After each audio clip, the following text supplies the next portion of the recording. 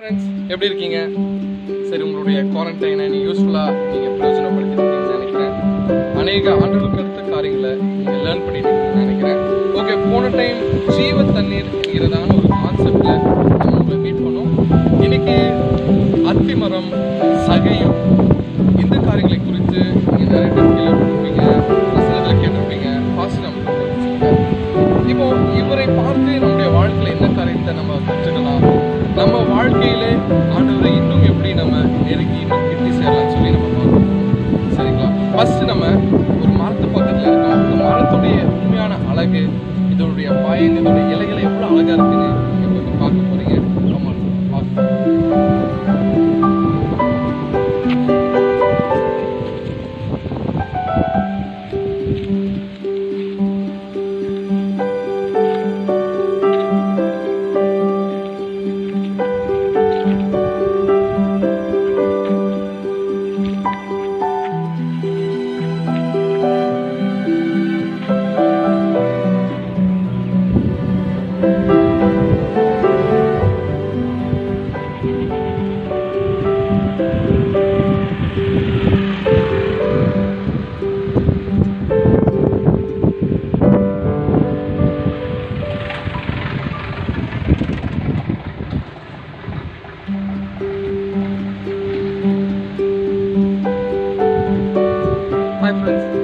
பார்த்தீங்களா?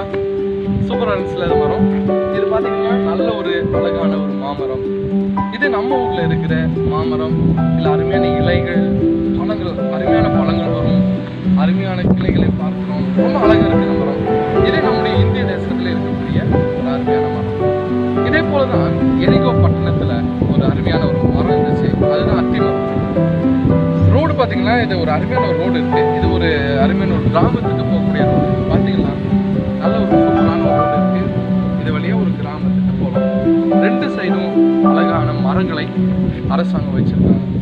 இதே மாதிரி தான் எரிகோ ஒரு இடத்துல இரண்டு சைடுல அத்தி மரங்கள் இருந்துச்சு. சரிங்களா? அருமையான அத்தி மரங்கள், பழம் தரக்கூடிய மரங்கள், அருமையான இலைகள், கிளைகள்லாம் இருந்துச்சு அந்த மரத்துல. அப்ப அந்த ஊர்ல ஒரு மனுஷன் இருந்தான். அவன் பேர் தான் சகை. சரிங்களா? இந்த சகை என்பவன் ஒரு டாக்ஸ் கலெக்டர். மக்களிடத்துல நிறைய வரி வசூல் செஞ்சு மக்களிடத்துல அநியாயமாக அவன் பணத்தை கொள்ளடிக்கிற ஒரு மனுஷனா இருந்தாங்க. சமுதாயமே அவரை என்ன வெறுத்துச்சு, ரொம்ப வெறுத்துச்சு. அவரை எல்லாம் வெறுத்தாங்க. ஆனால் அவனுடைய வாழ்க்கையில சந்தோஷம் இல்லாத, சமாதானம் இல்லாத ஒரு மனுஷனாக. சரிங்களா? அப்போ ஒரு நாள் அந்த எரிகோ வழியாக இயேசு வருகிறான்னு சொல்லி அவன் கேள்விப்பட்டான். யாரோ ஒருவர் மூலியமாக கேள்விப்படுகிறான். அப்போ உள்ளத்துல ஒரு ஆசனை, எப்படியாவது அவரை நான் பார்க்கணும், அவரை பார்த்து அவர் எப்படியாச்சும் நான் மீட் பண்ணணும்னு சொல்லி ரொம்ப விரும்புவான். அப்போ அவன் ரொம்ப விருப்பத்தோடு இருக்கும்போது எப்படியாப்பட்ட வெளியாகிறோம் கூட்டங்கள் நிறைய பேர் வந்துட்டு இருக்காங்க. இவனுக்கு எப்படியாவது அவரை பார்க்கணும்னு ஆசை. ஆனா இவன் அவனுடைய அந்த தோற்றம், அவனுடைய அந்த பிசிக்கல் அதனால அவனால பார்க்க முடியல. உடனே அவன் ஒரு ஐடியா பண்ண, எப்படியாச்சு நம்ம ஒரு முயற்சி எடுக்கணும். நல்லா கவனிங்க, ஒரு முயற்சி, ஏதோ ஒரு காரியத்தை செய்து நான் அவரை பார்க்கணும்னு சொல்லி மனசுல ஃபர்ஸ்ட் ஒரு எண்ணத்தை அவன் உருவாக்கினான். ரொம்ப முக்கியமான ஒரு விஷயம். இன்னைக்கு நம்முடைய வாழ்க்கையிலும் முயற்சி இல்லாமல் எந்த காரியத்திலும் நம்ம வெற்றி பெறவே முடியாது. நாம் படிக்கிறவர்களா இருக்கிறோம், நிறைய வேலை செய்யறோம், நிறைய காரியங்கள் நம்முடைய வாழ்க்கையில செய்வோம். ஆனா முயற்சி இல்லாமல் நம்முடைய வாழ்க்கையில எந்த வெற்றியும் நாம் பெற முடியாது. சரிங்களா? அப்ப இந்த சகையோனுடைய உள்ளத்துல பார்க்கணும், அவரை எப்படியாவது அவரை மீட் பண்ணணுன்ற ஒரு ஆசை இருந்துச்சு.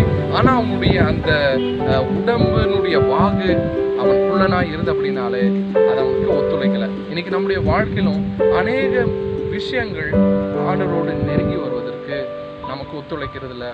நிறைய நேரம் நமக்கு ஒத்துழைக்கிறது இல்லை. ஆண்டவருடைய சம்பளை ஜெபம் பண்றதுக்கு, பைபிள் வாசிக்கிறதுக்கு நிறைய காரணங்களை நம்ம சொல்றோம்.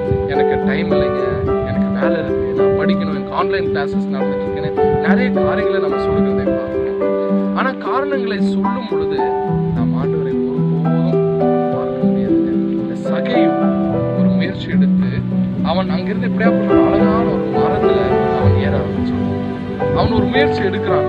அவன் வந்து கவர்மெண்ட்ல ஒரு பெரிய பொசிஷன்ல இருந்தாலும் அவன் ஒரு முயற்சி ஆண்டவரை பார்க்கணும்னு சொல்லி தன்னுடைய எல்லா காரியத்தையும் அவன் விட்டு விடுகிறதை பார்க்கிறோம்.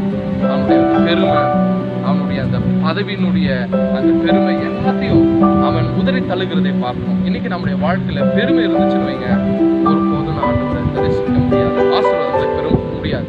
நம்முடைய வாழ்க்கையில் இருக்க பெருமைகளை நம்ம ஆண்டவர் சமூகத்தில் இறக்கிருக்க. ஆண்டவரை என்னோட பெருமையெல்லாம் இன்னைக்கு இறக்கிருக்க. ஒருவேளை நான் ரொம்ப படிச்சிருக்கேன், எனக்கு பணம் இருக்கு, எங்க அப்பா நான் பெரிய வேலையில இருக்காரு, இப்படிப்பட்ட காரியங்கள் நம்முடைய உள்ளத்துல இருக்கலாம். ஆனால் இந்த உள்ளத்துல பெருமை இருக்கும் பொழுது ஆண்டவர் பார்க்க முடியாது. பெருமை உள்ளவனுக்கு ஆண்டவர் எதிர்த்து நிற்கிறான்னு சொல்லி வசனம் சொல்லுது. தாழ்மை உணர்வுக்கு ஆண்டவர் உதவி செய்கிறார், கிருபை அளிக்கிறார், ஆசீர்வதிக்கிறார் சொல்லி நம்ம பார்க்கிறோம். அப்ப இந்த சகையு இப்படியாப்பட்ட ஒரு மரத்தின் மேல, ஒரு கிளை மேல ஏறி, இங்க பாத்தீங்களா அந்த மரத்துல நிறைய கிளைகள் இருக்குது, இப்படியா இருக்கிற ஒரு கிளை மேல ஏறி அப்படியே உட்கார்ந்துட்டு இருக்கான். உட்கார்ந்துட்டு எப்படியாவது ஆண்டவரை பார்க்கணும்னு சொல்லி உட்கார்ந்துட்டு இருக்கான். அப்போ அப்படியே இந்த ரோட்டு வழியாக ஆண்டவர் அப்படியே வராரு, இந்த எரிகோ பட்டணத்துக்குள்ள வராரு. கடுமையான ஒரு ஜனக்கூட்டம், அநேக ஜனங்கள் அவரை ஃபுல்லா நெருக்கிட்டு இருந்தாங்க. அப்ப காட்டத்து மரத்திலே அவன் உட்கார்ந்து கொண்டிருக்கும் பொழுது அவன் பார்ப்பதற்கு முன்னதாக இயேசுவை பார்த்தார். உடனே சொல்ற, சகேயுவே நீ இறங்கி வா, இன்றைக்கு நம் வீட்டுக்கு வரணுமான்னு சொல்லி. இன்றைக்கு நாம் ஆண்டவரை தேடுகிற அநேக நேரங்கள் குறைவாக இருந்தாலும் ஆண்டவர் நம்மை பார்க்கிறது. அன்றைக்கு ஆகார் ஆண்டவர் ஒரு பேர் கொடுத்தாங்க, லகாய் ரோய் என்று சொல்லி, என்னை கண்டவரை நான் சொல்லி. I have seen the God who has seen me. என்னை பார்க்கிறார், என்னுடைய கண்ணீரை பார்க்கிறார், என்னுடைய பிரச்சனைகளை பார்க்கிறார். நாம் அவரிடத்தில் சொல்வதற்கு முன்பதாக அவர் நம்முடைய எல்லா கருத்தையும் அறிந்திருக்கிறவராக இருக்கிறார், பார்க்கிறாரு. அப்போ இயேசு சகேவை இந்த மரத்தின் மேல பார்க்கிறார். உடனே சொல்ற, நீ இறங்கி வா என்று சொல்லி. இன்னைக்கு நம்ம இடத்துல ஆண்டவர் சொல்ற அருமையான வாலிப பிள்ளைகளை, இதை யாரை பார்த்துட்டு இருந்தாலும் இன்னைக்கு ஆண்டவர் உங்களை அழைக்கிறார். உங்களோடு ஃபெலோஷிப் பண்ணுவதற்கு, உங்களோடு ஐக்கியப்படுவதற்கு, உங்களோடு வாசம் பண்ணுவதற்கு, உங்களுக்கு உதவி செய்வதற்கு ஆண்டவர் உங்களை அழைக்கிறார். தயவு செய்து மறந்துடாதீங்க. உங்களை அவர் பார்க்கிறார், உங்களுடைய கண்ணீரை பார்க்கிறார். ஒருவேளை நினைக்கிறான், ஐயோ என்னுடைய பிரச்சனை யாருக்கு தெரியும், என்னுடைய கஷ்டம் யாருக்கு தெரியும் சொல்லி. ஆனால் இயேசுவா எல்லா காரியத்தையும் அவர் அறிந்திருக்கிறவராக இருக்கிறார். உடனே சகையு இறங்கி வருகிறார். அவருடைய பேச்சுக்கு அவன் உடனடியாக கீழ்ப்படுகிறான். இன்னைக்கு நிறைய வேளையில நம்ம ஆண்டுடைய வார்த்தைகளுக்கு கீழ்ப்படியதில்ல, பைபிள் வசனங்களுக்கு நம்ம கீழ்ப்படியதில்ல. அநேக காரியங்கள் நம்முடைய வாழ்க்கையில அவர் சொல்றபடி நடக்காதனால நம்முடைய வாழ்க்கையில் அற்புதங்கள் நடைபெறதில்லைங்க, ஆசீர்வாதங்களை நாம் பெற முடியாதவர்களாக இருக்கிறோம். ஆனால் இன்றைக்கு ஆண்டவர் சொல்லுகிற எல்லா காரியத்துக்கும் நாம் கீழ்ப்படுகிறவர்களாக இருக்கிறோம். பைபிள் என்ன சொல்லுது அது கீழ்ப்படிங்க. பாஸ்டர் மூலியமா ஆண்டவர் பேசுறாரு, நீங்கள் பைபிள் படிக்கும் பொழுது ஆண்டவர் உங்கள் இடத்துல பேசுகிறார். அநேக நேரத்தில் ஆண்டவர் பேசுறாரு, அவர் என்ன சொல்றாரோ அதுக்கு நம்ம கீழ்ப்படிங்க. சகை உடனடியாக கீழ்ப்படிங்க, உடனே இறங்கி வருகிறார். அவர் சொல்லுகிற வார்த்தைக்கு உடனடியாக கீழ்ப்படிச்சான். உடனே கீழ்ப்படிச்ச உடனே ஆண்டவருடைய வீட்டுக்கு வரணும்னு சொல்லி, நான் இன்னைக்கு உங்க வீட்டுக்கு வரணும்னு சொல்லி உடனடியாக ஆண்டவரை அவருடைய வீட்டுக்கு இன்வைட் பண்ண, ஆண்டவரை நீங்க வாங்கன்னு சொல்லி அவர் ஆண்டவர் வீட்டுக்குள்ள போகணும்னு சொல்றாரு. இன்றைக்கு இந்த வீட்டுக்கு ரட்சிப்பு உடனடியாக வீட்டில் ஒரு சால்வேஷன் வருது, ஒரு சேஞ்சஸ் வருது. ஆண்டவர் நம்முடைய வாழ்க்கையில வரும்பொழுது மாற்றங்கள் வருங்க. உங்க லைஃப் வந்து பிளெஸிங்கா மாறும், உங்க லைஃப்ல இருக்க ஃபெயிலியர் மாறும், உங்க லைஃப்ல இருக்கிற அந்த டிப்ரெஷன், ஸ்ட்ரெஸ் எல்லாம் ஆண்டவர் மாற்றக்கூடியவராக இருக்கிறார்.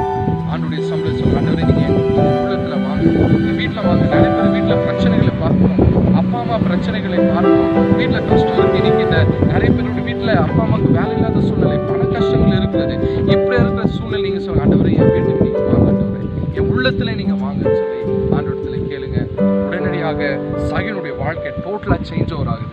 இன்னைக்கு நீங்க நினைக்கலாம், ஐயோ என்னுடைய வாழ்க்கையில இருக்கிற காரியத்தை என்னால மாற்ற முடியல, என்னுடைய பேட் ஹேபிட்ஸ் என்னால மாற்ற முடியல, என்னுடைய பழக்க வழக்கங்கள், நான் தவறான ரிலேஷன்ஷிப்ல மாட்டிட்டு இருக்கேன், என்னால இதை மாற்ற முடியலன்னு நினைக்கலாம். அன்னைக்கு சகையோ ஒரே செகண்ட்ல தன்னுடைய வாழ்க்கையை முழுமையாக மாற்றிக்கொண்டான். சொன்ன, ஆண்டவரே யாராச்சும் நான் அநியாயமா வாங்கிருந்தேன்னா அவங்க இடத்துல நான் மறுபடியும் கொடுத்துடுறேன், நாலு அத்தனையா ரிட்டர்ன் பண்றேன்னு சொல்றாரு சகை. ஒரே செகண்ட் டோட்டலா அவனுடைய ஆட்டிடியூட் மாறிச்சு, அவனுடைய எண்ணங்கள் மாறினது, அவனுடைய பேச்சு மாறினது. இயேசுவை சந்தித்தோம். இன்றைக்கு நம்முடைய வாழ்க்கையில நீங்க ஆண்டவரை சந்திக்கும் பொழுது உங்க வாழ்க்கையில இருக்க காரியங்கள் முழுமையாக மாறும். உங்களுடைய கெட்ட பழக்க வழக்கங்கள் மாறும், உங்களுடைய கண்ணீர் மாறும், குடும்ப பிரச்சனைகள் மாறும். நீங்க கவலையப்படாதீங்க. இன்றைக்கு ஆண்டவரத்துல ஆண்டவரை நீங்க எங்க வீட்டுக்கு வாங்க, என் உள்ளத்துல வாங்க, நான் மாற விரும்புகிறேன், இன்னைக்கு என் லைஃப் நான் உங்களுக்காக தருவேன்னு சொல்லும் பொழுது அன்றைக்கு ஒரு பெரிய ஒரு சேஞ்ச் சகையனுடைய வாழ்க்கையில வந்தது. இன்றைக்கும் ஆண்டவர் உங்கள் வாழ்க்கையில மாற்றங்களை தர விரும்புகிறார். இன்னைக்கு ஒப்பு கொடுங்க, இன்னைக்கு ஒப்பு கொடுங்க. இந்த வீடியோ பார்க்கிற என் அன்பு தங்கை, தம்பி, ஆண்டவருக்காக கொடுங்க. ஒருவேளை நீ பெருமை என்கிறதான வாழ்க்கையை வாழ்ந்து கொண்டிருக்கலாம், அதெல்லாம் விட்டு கீழே இறங்க.